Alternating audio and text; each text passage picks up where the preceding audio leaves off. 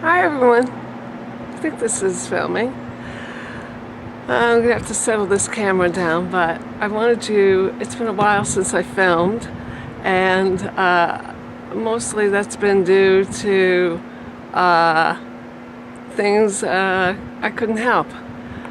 We had Storm Sandy here, and then we had a nor'easter, and unfortunately that cut Brain Matters fundraising a little short.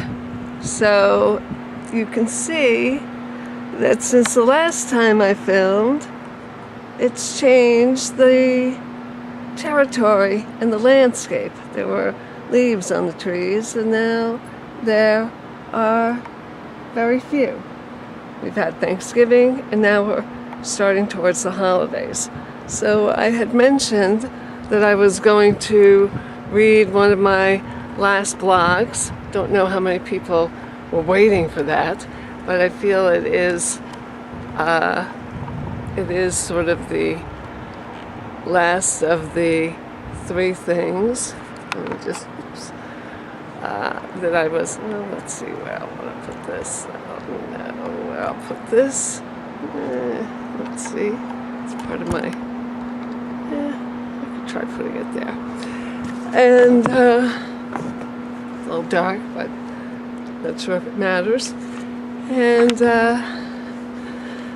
it's unfortunate that it cut the fundraiser to a close, because those last few days were important. But there are so many people out here that lost a lot more than that. And there'll be another fundraiser if you stay tuned to the site. In the next few months, I'll probably have I'll have another one around springtime, maybe around Valentine's Day, or perhaps as we turn the clocks, as we turn the clocks. But I will read my final life-changing blog so that I can post that, and then I can also post the thank yous to the people that did donate, and thank you so much to those people. So this is my final blog, and I actually don't know if I need my glasses for this, but it's called Set Peace of Mind as Your Highest Goal and Organize Your Life Around It. And I wrote this after I came back from my final or my most recent MRI up at Mass General Hospital. So if you want to read it, you can read it online, and I hope I can read it now. I was just at Mass General for my annual checkup, and after what has been a tumultuous couple of months filled with speculation that an ear infection that may have been something much worse, I found out I had no tumor growth since last year. This is great news for me. This is news my husband and I hope to hear as we get our things together, leave our instructions for our pets, tell our kids what to do, and hit the road for a 4-hour ride up to Boston. I then have my MRI. While I have this MRI, I'm wondering while I'm listening to that jackhammering sound going on in the ear I can still hear it. I'm wondering what's going on inside my head.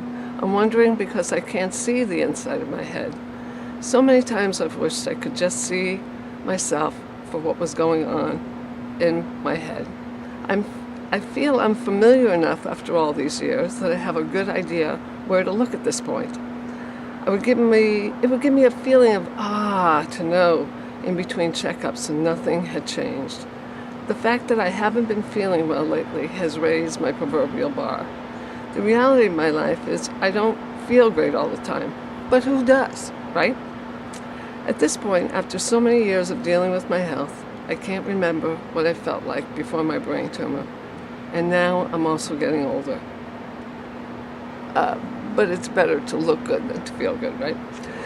So I know that's having an impact on how perfect I'm feeling. But I said in an individual year, what might be simple, this or that, examined by a regular doctor who's not familiar with what's considered to be a rare tumor, can really raise that worry bar. The regular doctor suggested what I had, given the radiation I've received, the infection he saw, might be cancer of the bone in my ear. This evaluation did have sense-worthiness, was very close to the bone my tumor is in. It was near where I had radiation, and he said it was unlike anything he'd ever seen before. I'm losing track of how many times I've heard this said to me. This doesn't bring calm and peacefulness. He prescribed intense oral antibiotics for a month and similar eardrops for the same length of time. He then went on to say if that didn't work, the next step would be intravenous antibiotics, perhaps a hyperbaric chamber, and all of these methods were if I was just fortunate enough to have an intense infection and not cancer. He wasn't very positive about my outcome if cancer were to be in the bone. I was trying to see the bright side, but it was seeming very cloudy. I finished my antibiotics, and then it was time for that MRI up at Mass General to see what was going on in there. Sorry for my stammering. You can see how I might be thinking things like, I don't know where I'm going to find this inner strength. It feels not that long ago since I've traveled down this same road. Then the day came, the day that has come every year since I've completed proton radiation therapy. I was given the good news, the best news I can hope for, and I felt that amazing feeling of freedom, or safety, or calm. Oh, how I wish I could bottle that feeling. It doesn't feel better to me than after I leave my doctor's office knowing that he has just looked inside my head and there is nothing different. I wish I could keep the same feeling so that 7 months from now, when my eyesight feels a bit off, I have the confidence to know that nothing is different. But I haven't been able to hang on to this feeling. I've lived so long on this lucky, rocky boat that it's difficult to believe that come next time, maybe it won't be able to be kept from tipping over. Maybe if I could just not go every year. Maybe there'll be a time that I'll outgrow these visits. Maybe there'll be a time that I'll be considered safe for me not to come and be checked, especially since at this point, should something additional be found, there's not all that much that can be done anyway. I asked my doctor when I could stop coming, and he said, we're going to grow old together. We're not that far apart in age, so I guess I hope that we both do grow old together. I also guess I hope that as time progresses, that should there ever be a time I need anything additional, that advances will have been made that don't exist at this time. The fact is, that's the reason I'm in the shape I am in today. I would not be writing, talking, walking, if the numerous number of surgeries suggested by some surgeons in order to totally remove the tumor I had been what I had decided to choose. Definitely not. There were many other surgeons that said my tumor could not be totally removed. There is still that part of me that does get concerned about all else my head has been through. To do this writing, this talking, this lot of talking you're listening to, if you're still listening, and walking that I was able to do. It feels this way when people say things like, I would never have radiation. Radiation is not one chooses like a day at the spa. It's what one has when it's needed to keep on living a life.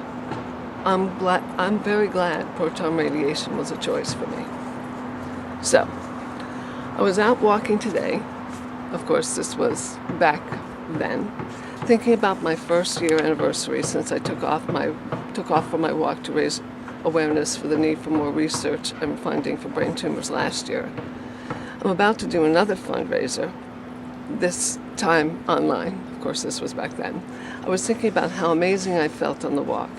Yes, I felt physically exhausted on some days, and yes, I felt concerned that the plans I made about where I was supposed to stay, or who I was supposed to meet up with, or where I was supposed to speak weren't going to happen the day I had hoped, but I felt great. I was trying to figure out why I felt this great. I know it was a physical accomplishment, but I felt emotionally calm. I felt the way I feel when I leave my doctor's office right after he tells me everything is okay. That's my dog. I kept thinking as I was walking today, why? If I could figure it out, I could carry it with me throughout the year. I think I figured it out. The walk was focused. It was about the day. It was just about what I needed to do on that day. I've always liked feeling like I can make things happen.